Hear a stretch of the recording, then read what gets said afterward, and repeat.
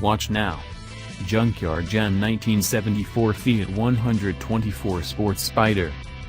Fiat sold the Pininfarina-designed 124 Sports Spider in North America for the 1966 through 1980 model years, followed by a few years of importation by Malcolm Bricklin as the Pininfarina Spider.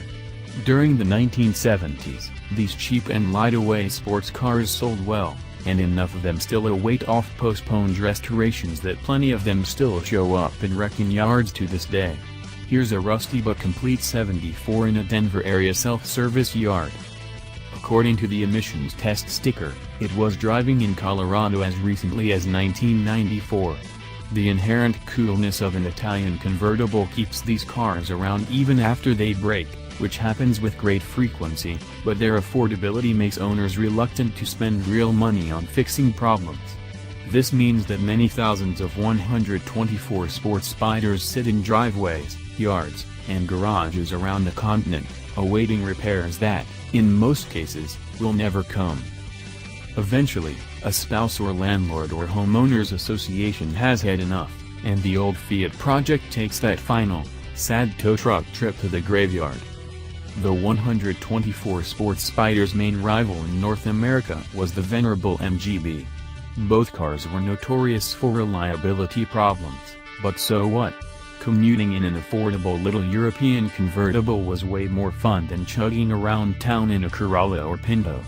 In 1974, the 124 Spider had a $4,395 price tag, about $23,000 today, and the MGB cost a mere $3,925.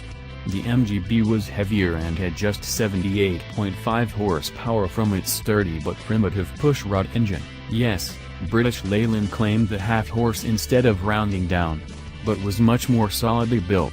If not for the flaky electrical system made by the Prince of Darkness, the MGB would have obliterated the 124 Spider in the dependability department.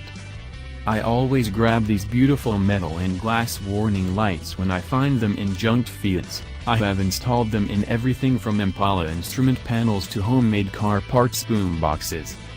Of course, the 129-horse 1974 Alfa Romeo Spider Veloce could eat up both the 124 Sports Spider and the MGB, but it cost a cold sweat-inducing $5,258. There was always the $3,935 Volkswagen Karmann Ghia convertible, but it suffered from a sputtering 46-horsepower engine and a hilariously outdated chassis design.